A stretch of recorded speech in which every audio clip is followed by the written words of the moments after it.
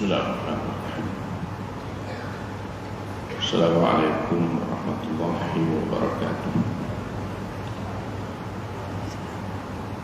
Alhamdulillah nahmaduhu wa nasta'inuhu wa nastaghfiruh wa na'udzu billahi min shururi anfusina wa min sayyiati a'malina. May yahdihillahu fala mudilla lahu wa man yudlil fala hadiya lahu.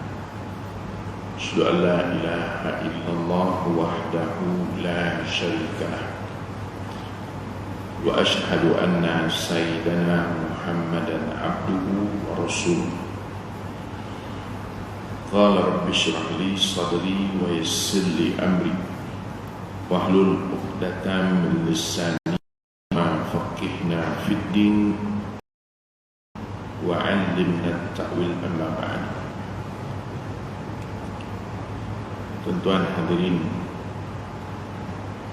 yang dirahmati Allah sekalian, alhamdulillah, pertamanya kita menaikkan syukur kepada Allah SWT berikan kekuatan untuk hadir lebih awal pada hari Jumaat yang berkah ini. Mudah-mudahan Allah SWT memberikan limpahan rahmat dan kasih sayang dalam kehidupan kita seluruhnya.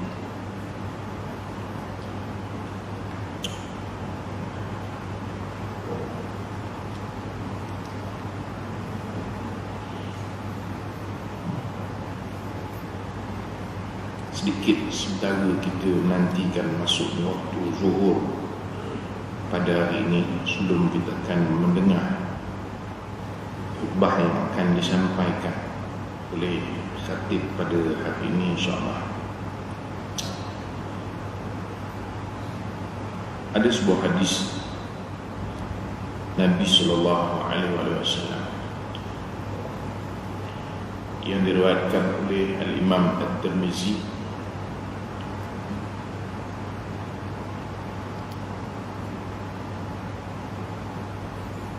daripada Anas bin Malik radhiyallahu anhu. Nabi sallallahu alaihi wasallam bersabda, "Ya'ti 'alan nasi zamanun as-sabiru fihim 'ala dinihi kal-qabidi 'ala al-jamri." Atau kama qala Rasulullah SAW. Mafhum akan datang pada manusia pada suatu zaman di mana orang yang sabar daripada kalangan manusia yang berpegang kepada agamanya seperti seorang yang menggenggam bara api. Ini suatu isyarat daripada Rasul sallallahu alaihi wasallam tentang suasana yang akan dilalui oleh sebahagian daripada umat baginda sallallahu alaihi wasallam. Yang kedua, walaupun hadis ini tidak mencatatkan bilakah zaman itu, tetapi di dalam hadis ini memberikan suatu gambaran kepada kita apabila datang keadaan itu, maka orang yang bersungguh-sungguh dalam agama, artinya orang yang benar-benar ingin berada di atas landasan yang dibawa oleh Nabi sallallahu alaihi wasallam sebagaimana yang disyariatkan oleh Allah Subhanahu wa taala, akan menghadapi suatu keadaan yang sukar. Kerana itu Nabi sallallahu alaihi wasallam menggambarkan ketika itu orang yang berpegang kepada agama as-sabiru fihim ala dinihi, orang yang sabar terus berpegang kepada syariat itu, kal-qabidi alal jamri, seolah-olah dia sedang memegang bara api. Betapa nak menggambarkan payahnya situasi dan keadaan ketika itu. Bukanlah maknanya orang yang berpegang pada agama ketika itu dia akan rasa kepanasan, tetapi hakikatnya kepayahan yang dihadapi.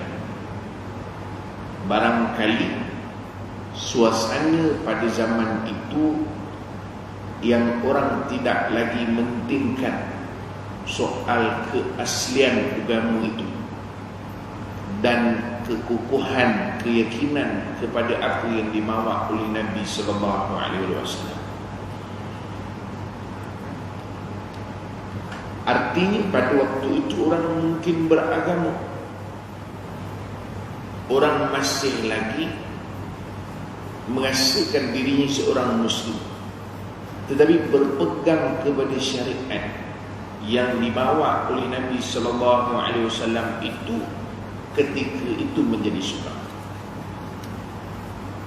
Barangkali apa yang digambarkan oleh Nabi sallallahu alaihi wasallam ini boleh kita lihat juga pada suatu hadis yang lain yang diriwayatkan daripada Abu Hurairah, sebagaimana yang dicatatkan oleh Ibnu Majah dan juga Imam Ahmad dan beberapa para ulama hadis yang lain, sebagaimana yang disebutkan, sayati 'alan nasi sanawatun khadda'at yusaddiqu fiha al-kadhibu wa yukadzibu fiha as-sadiqu wa yu'tamanu fiha al-kha'inu wa yukhawwinu fiha al-amin atau wa yukhawwanu fiha al-amin wa yantiqu fiha ar-ruwaybidah. Qila wa ma ar-ruwaybidah? Qala ar-rajulu tafa yatakallamu fi amri amah. Kata Nabi sallallahu alaihi wasallam, akan datang suatu zaman, sebagaimana dalam hadis tadi, ini suatu isyarat daripada Rasulullah sallallahu alaihi wasallam. Suatu kita tuan-tuan, satu perkara kita kena faham sebagai seorang muslim, kita buntu. Kenapa? Kerana kehidupan kita ada panduan. Barangkali orang-orang yang tidak beriman menganggap apa yang berlaku di dalam kehidupan ini adalah berkaitannya semata-mata dengan alam atau berkaitannya semata-mata dengan soal nasib. Itu ada orang rasa apa yang berlaku pada dia ini nasib tak menyebelahi saya. Atau ada juga disebut orang tak gelap. Atau mungkin ada juga kita pernah mendengar orang menyebutkan suasana itu tidak mengizinkan, atau keadaan itu yang merosak. Kita orang beriman, kita meyakini bahawa tidak ada sesuatu pun yang berlaku di atas muka bumi ini, di dalam kehidupan manusia, yang tidak ada di dalam ketentuan Allah Subhanahu wa ta'ala. Ianya bukan bersifat kebetulan, ianya bukan sesuatu yang hanya semata-mata agakan atau orang kata assumption. Tak. Ia sesuatu yang pasti, asal saja ianya datang daripada nas-nas, sama ada Al-Quran ataupun hadis Rasul sallallahu alaihi wasallam. Sebab itu bila Nabi sebutkan sayati 'alan nasi sanawatun khadda'at, akan datang kepada manusia, bukan orang beriman saja, semua. Maknanya bukan di titik air ini saja. Kita pergi ke Amerika, California, Australia, pergi ke negara Arab, pergi ke mana-mana ceruk pun, apa yang disebut oleh Nabi SAW ikan belaka. Kenapa? Kerana kita sebut bahawa dia adalah wahyu daripada Allah Ta'ala. Yang kita sebut tadi, dia bukan bersifat assumption, bukan hanya agak-agak atau conga, tak, dia bukan kebetulan. Sebab itu hadis ini termasuk dalam kelompok hadis fitan. Mungkin kalau kita mendengar asatizah kita menyebut hadis fitan dalam pengajian-pengajian atau dalam ceramah-ceramah, itu nak menyatakan kepada kita tentang perkara berkaitan akhir zaman. So, itu dipanggil fitan. Bukan makna fitnah, orang memfitnah orang tu, bukan. Fitan berarti hadis-hadis berkaitan dengan suasana akhir zaman. Artinya Nabi SAW menyebut 1400 tahun dulu dan dia belum berlaku. Bukan pada zaman baginda Rasul sallallahu alaihi wasallam. So itu Nabi sebut sayati 'alan nasi zamanun, satu masa, sanawatun khadda'at, tahun-tahun yang penuh dengan tipu daya dan penipuan. Itu gambaran. So itu kita orang beriman, maknanya kita dah prepare. Kita prepare. Itu kelebihan orang beriman. Bukan kita main kerja kemudian kita tengoklah apa yang berlaku. Tak. Samalah bila Nabi SAW sebut dalam hadis yang lain, di antara tanda akhir zaman apabila seorang ibu melahirkan tuan. Kita bukan nak bincang hadis tu, saya cuma nak bawakan bagaimana kita nak memahami isyarat daripada Rasulullah SAW.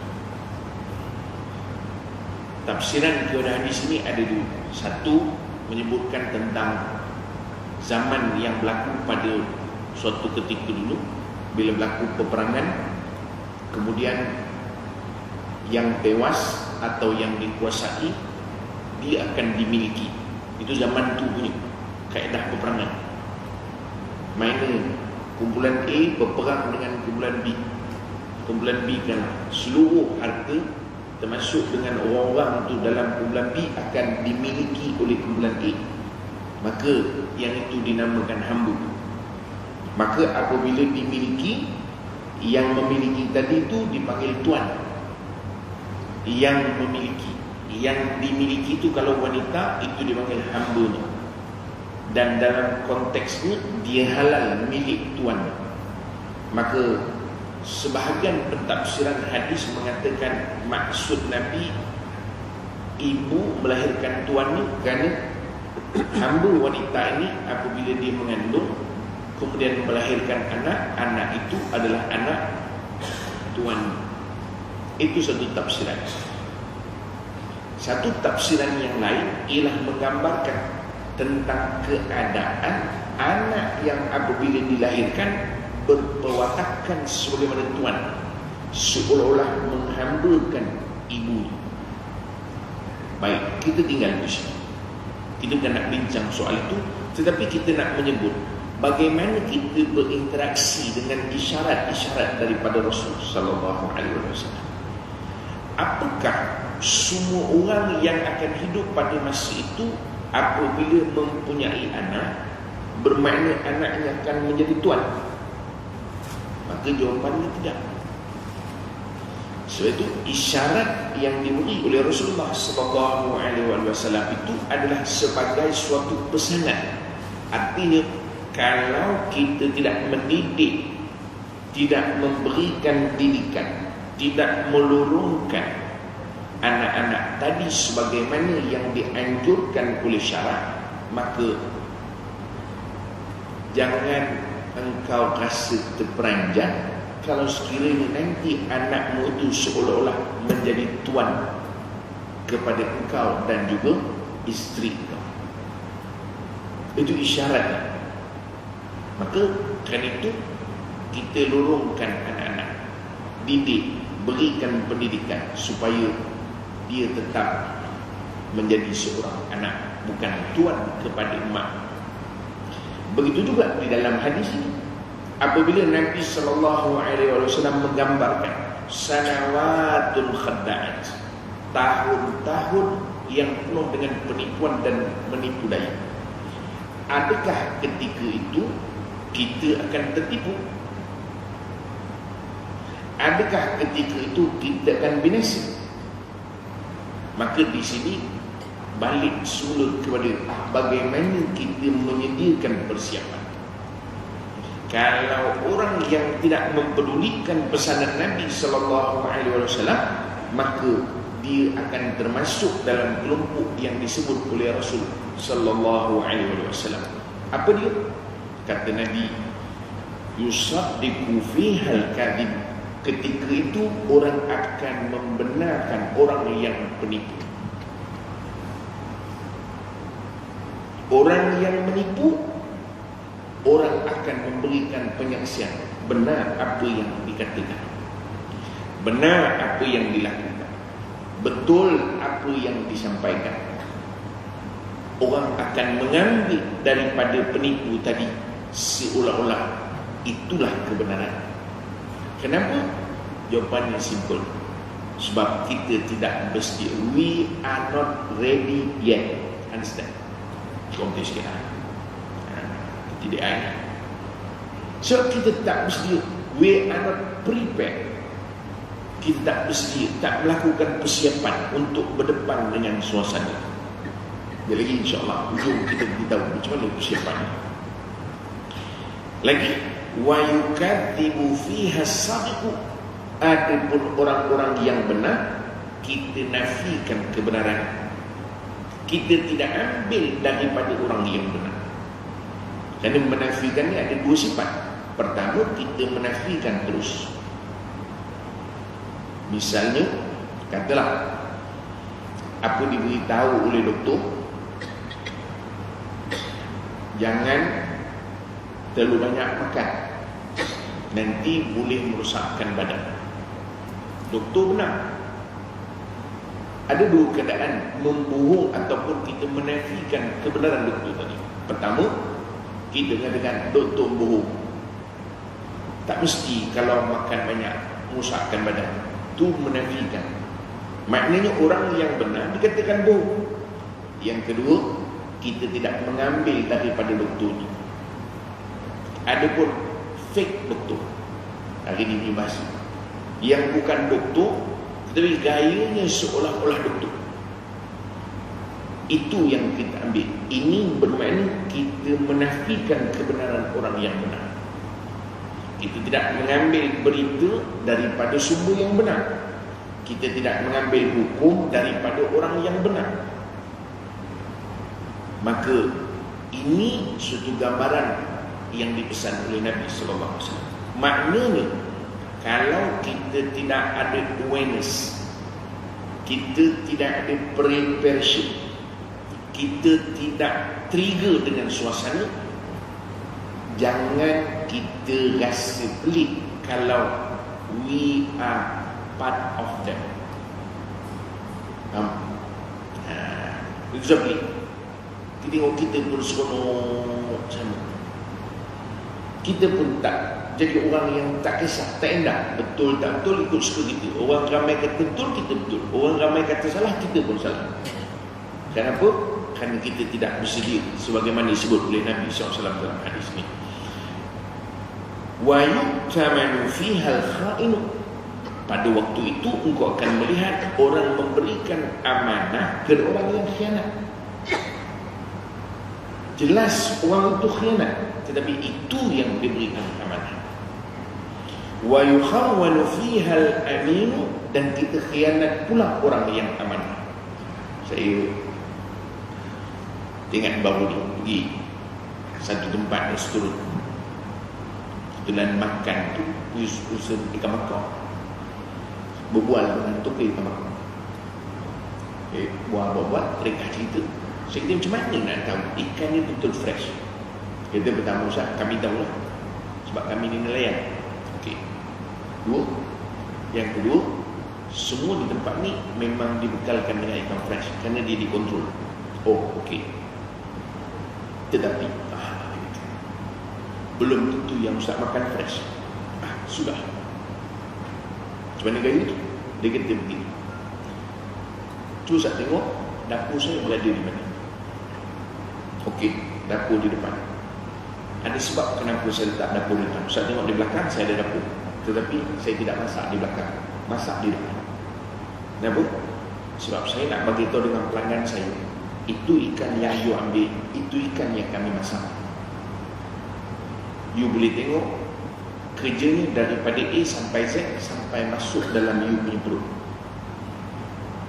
Tapi kalau saya buat di belakang, Ustaz ambil ikan hari ini sampai ke belakang, saya bagi ikan minggu sudah. Ustaz akan tahu, menurut Ustaz punya rasa, sini semuanya fresh. Barangkali yang minggu sudah punya rasa tu, itulah agaknya rasa ikan fresh. Saya kata, betul apa disebut oleh Nabi SAW apabila orang mengkhianat orang yang amanah. Kenapa?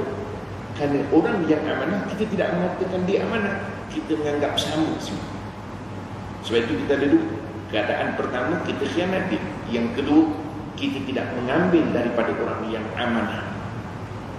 Seolah-olah menurut kita sama saja, amanah ke tak amanah, dua kali. Sebab itu kata Nabi SAW, zaman itu akan berlaku begitu, nak menggambarkan kecelaruan.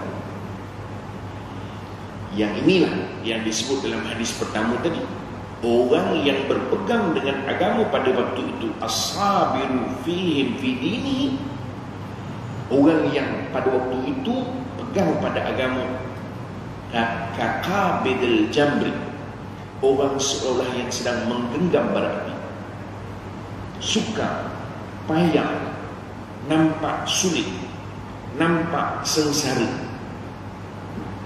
Tapi itu realiti. Ini pesanan kepada Nabi SAW, daripada Nabi SAW. Dan lebih berat pada ketika itu kata Rasul sallallahu alaihi wasallam, wa yantiqu fiha arwaibidah.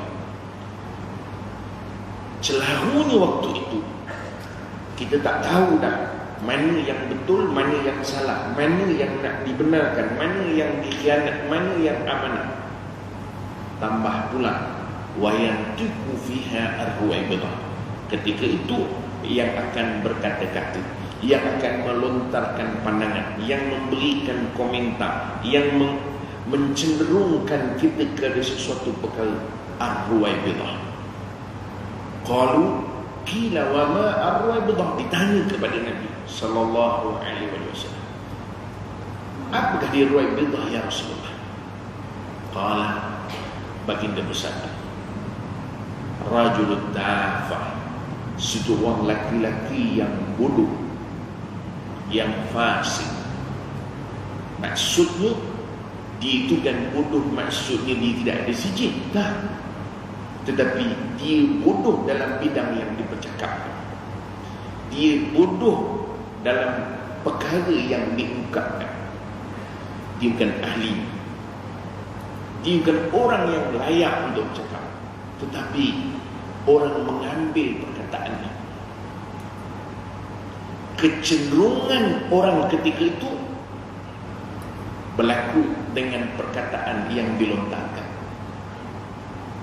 Tuan-tuan, ini gambaran yang diberikan oleh Rasulullah sallallahu alaihi wasallam barangkali. Kerana hadis-hadis kita ni kita tak boleh letak dia 100% ia sedang berlaku, tak boleh bawa tenang. Kerana hadis itu dilontarkan kepada kita bentuknya sama, kerana dia tidak diberi suatu perspektif yang lengkap. Hanya dibagi tahu Nabi SAW zaman itu penuh dengan tipu daya berlaku, dan Nabi SAW berikan lagi gambaran orang membenarkan yang membohong, yang bohong dibenarkan, yang benar dikatakan bohong berlaku. Orang memberikan kepada yang khianat amanah berlaku, dan orang yang amanah dikhianati berlaku. wa yantiqu fiha arwaibidah. Jelas hari ini kecenderungan kita dipengaruhi oleh ruwaibidah.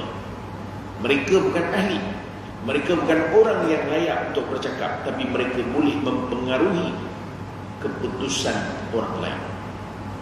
Dia kata orang sebut, cuba tengok dekat media sosial sekarang, cuba tengok netizen cakap, cuba tengok daripada mana dapat semua ni. Saya ambil daripada WhatsApp group. Adakah orang-orang itu mereka yang ahli bercakap? Mereka itu ahli untuk melontarkan pandangan?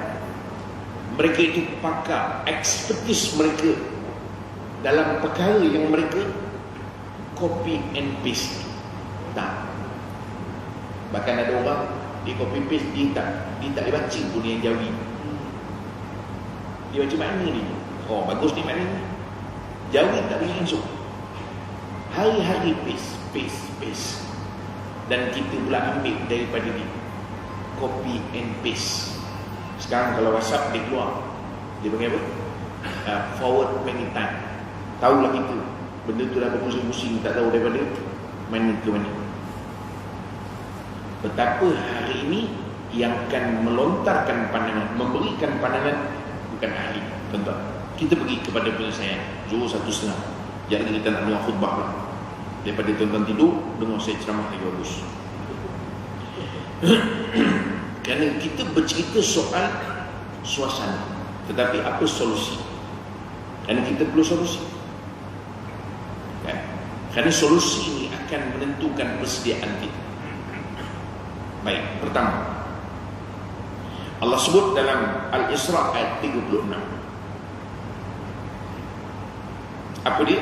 Allah sebut a'udzubillahi minasyaitonir rajim, wala taqfu ma laysa laka bihi ilm. Penyelesaian pertama, jangan engkau mengikut pada sesuatu yang kau tak ada pengetahuan tentang hal yang kau ikut. Jangan engkau kopi sesuatu dan engkau sebarkan, engkau tak ada pengetahuan tentang hal itu. Jangan kau terima apa-apa yang datang kepada kau dan engkau sampaikan, engkau tidak ada pengetahuan tentang hal itu. Nabi dah bagi tahu zaman itu orang akan jadi tunggang terbalik. So kalau engkau nak selamat pada zaman itu, pegang prinsip yang pertama. Solusi yang dibagi surah Al-Isra ayat 36. Don't ever, kalau saya cakap dia salah, tuan-tuan jangan percaya. Don't ever, tak jumpa kata. Maknanya jangan sekali-kali kita stand behind the thing that you have knowledge about that. Understand? Okay, boleh tu ya? Jangan. Hatta kalau sesuatu perkara itu baik sekali, kerana baik bukan menurut pandangan kita. Baik mestilah baik menurut agama. Betul bukan menurut pengetahuan kita, bukan menurut kita, tetapi menurut agama. Kecuali tuan-tuan memang ada pengetahuan. Misalnya, saya bagi contoh yang simpul. Katalah orang poor, sila hantarkan kepada ramai orang surah Al-Fatihah ini. Tuan-tuan tahu surah Fatihah? Itu surah paling tahu. Baca, tuan-tuan tahu. Fine, for. Because you have knowledge. Tuan-tuan ada pengetahuan. Tapi kalau tuan-tuan sendiri tidak pasti, tidak ada pengetahuan, Quran kata jangan sekali-kali engkau stand behind that. Tak. Walaupun ditulis itu, kalau sayangkan agama, hantarkan. Ya, itu ayat standard itu. Orang suka kalau dia punya apa yang dia buat tu busi-busi merayap tak mana-mana, tapi dia sendiri pun tak tahu daripada mana dia dapat. Kalau nak selamat, khawatir kalau kita menyalahkan orang yang benar atau kita membenarkan orang yang salah. Khawatir kalau kita mengkhianat orang yang amanah, atau kita tersilap memberi amanah kepada orang yang khianat. Satu. Yang kedua, Allah sebut di dalam surah An-Nahl ayat 43. Ini solusi yang kedua. Maknanya dengan suasana yang digambarkan oleh Rasulullah SAW tadi, apa solusi? Maka solusinya ialah sebagaimana yang disebut, a'udzubillahi minasyaitonirrajim, fas'alu ahla dzikri in kuntum la ta'lamun. Refer kepada expertise ni, sekiranya kau tidak tahu tentang perkara itu. Soal perubatan jangan tanya ustaz. Kami ustaz bukan tahu semua benda. Kadang kita ni sakit pun tanya ustaz. Kalau tanya doa boleh bincang lagi. Saya ni mata klik-klik ustaz, klik-klik. Ustaz rasa kenapa? Tak ada kerja semua. Tuan-tuan ingat, mentang-mentang jadi ustaz, kami ni tahu semua benda. Kalau penyakit, rujuklah kepada doktor. Kecuali doktor mengatakan tak, you tak ada sakit apapun. Tadi. Kemungkinan itu perkara yang mungkin ada solusinya pada sudut pandang yang lain, ataupun tajrubah, ataupun percubaan yang lain. Pengalaman, experience, itu tak ada masalah. Tanya, oh menurut saya dulu pernah juga mata klik-klik itu. Jadi tuan buat macam mana? Pengalaman saya keluarkan biji mata itu terus. Itu tajrubah, dia panggil experience. Kita pulang, kita nak ikut-ikutlah, tak nak sudah. Kerana dia ada experience. Tapi refer pada doktor, kerana dia ahli. Soal ekonomi, tanya pada ahli. Soal muamalah Islam, ada ahli dia. Soal hukum agama, ada ahli dia. Fas'alu ahla dzikri in kuntum la ta'lamun. Tanya. Ini solusi zaman ni. Sebab itu tuan-tuan, orang tanya saya, begitu ustaz, sabutlah tengok orang ini. Kenapa? Kalau tengok dekat media sosial macam-macam pandangan. Saya kata, saya pun ada media sosial dulu. Kenapa saya tak serabut? Kenapa encik ada media sosial, encik serabut? Saya kata jawapan mudah saja. Kerana saya tahu setiap perkara itu kepada siapa untuk saya serahkan ekspertisnya. Tapi encik oleh kerana nak tanya hukum, apa hal puasa kita kalau sekiranya termakan, apa hal kalau sekiranya kita terbuka awal, encik pergi tengok dekat blog Mawar Berduri di angin lalu. Memang pening lah. Kerana kita tidak pergi kepada ekspertis dia. Sebab itu kita banyak tertipu. Kenapa? Sebab kita mengambil semua perkataan-perkataan orang. Sedangkan Nabi dah pesan, ketika itu yusaddiqu fiha al-kadhibu wa yukadhibu fiha as-sadiqu wa yantiqu fiha ar-ruwaibidah. Tuan-tuan, seolah-olah waktu ini kita melihat semua orang boleh bercakap. Semua orang boleh bercakap. Sampai ada suatu ketika orang bercakap, kemudian diberitahu bahawa yang bercakap itu kurang sihat. Saya ingat masih tak lama, baru berlaku saja, lebih kurang dalam 1 bulan lebih kurang. Tetapi betapa zaman itu menunjukkan kepada kita kecenderungan sebagaimana yang disebut oleh Rasulullah SAW. Kalau tuan-tuan ingat, keluar di media sosial, apabila satu orang berada di Mekah, saya tidak meletakkan satu perkara pada dia, kerana kemudian daripada itu dibagi tahu dia ni kurang sihat. Dan ketika dia sedang buat live, dia bercakap dengan Rasulullah. Dia berborak pula tu. Dia tengah live, dia boleh berborak dengan Rasul. Kita kalau sultan pun cukuplah, bercakap pun tidak kerah batu ngomong itu. Dia boleh sambil Rasul di depan dia, sambil dia buat live. Tak boleh. Mungkin ada sesuatu pada dia.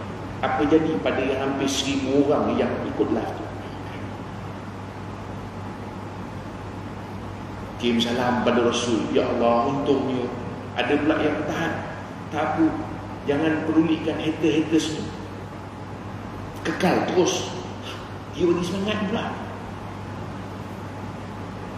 Tuan-tuan, wa yantiqu fiha arwah kita. Orang dah tak beli. Siapa nak cakap-cakap?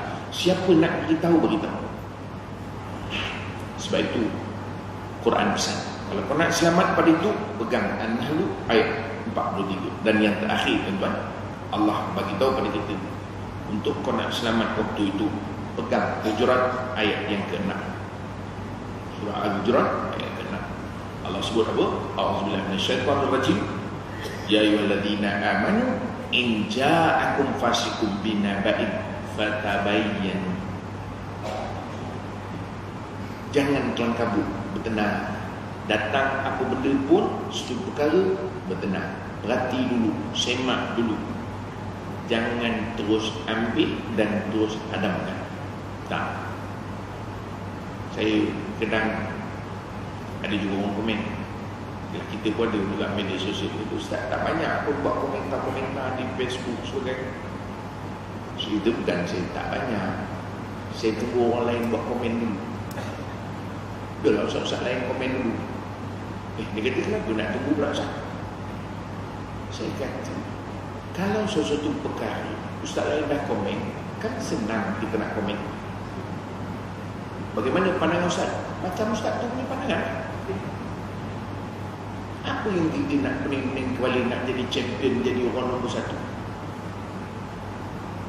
Cuba kita letak dalam mindset kita ni, zaman fitnah ni, zaman yang kita susah nak kenal pasti betul ke benar. Berapa banyak fake review yang tak sedap kata sedap. Contoh, yang tak khasiat kata khasiat. Tapi kita percaya. Kerana itu ingat, bertenang. Cuma tengok keadaan di bawah. Kalau rumah terbakar, janganlah tuan-tuan lama nak tenang. Tengok terbakar ke bukan itu. Itu pun tuan-tuan naiklah. Ya, kalau benda emergency itu, benda segera. Ya. Cuma confirm. Ingat, fas'alu ahla dzikri, confirm kan. Jangan kita kelang kabut. Ingat, 3 solusi yang Quran bagi. Al-Hujurat ayat 6, Nahl 43, dan kemudian satu lagi tadi surah apa nama tu? Isra ayat 36. 3 solusi. Dan pegang, insya-Allah apa yang digambarkan oleh Rasulullah SAW, ia mungkin berlaku dan mungkin kita kata sedang berlaku. Tapi selamat tak? InsyaAllah selamat. Don't worry. Jangan lari masuk gua. We must facing the truth. Understand? Jangan lari. Ini kehidupan. Tuan lari pergi mana? Oh, saya tak nak pakai telefon gitu. Dah macam mana tak pakai telefon? Tak pakai telefon tak sembahyang lagi. Nak solat kan nak kena pakai telefon dulu.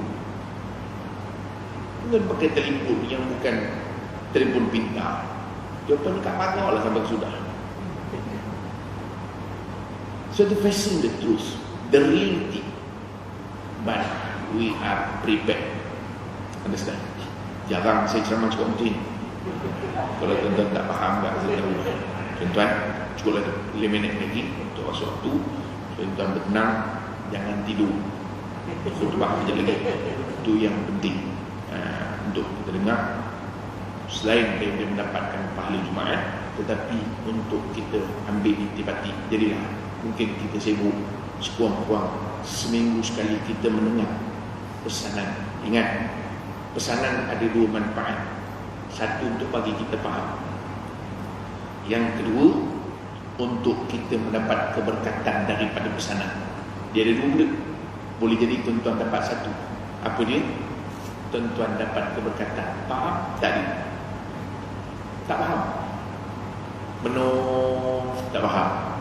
Tak apa. Tapi tuan-tuan dapat satu, namanya keberkatan. Jangan dua-dua pun tak dapat. Faham betul tak? Keberkatan pun tak ada.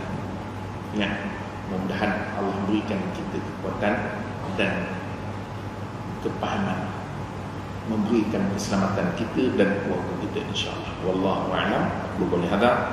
Assalamualaikum warahmatullahi wabarakatuh.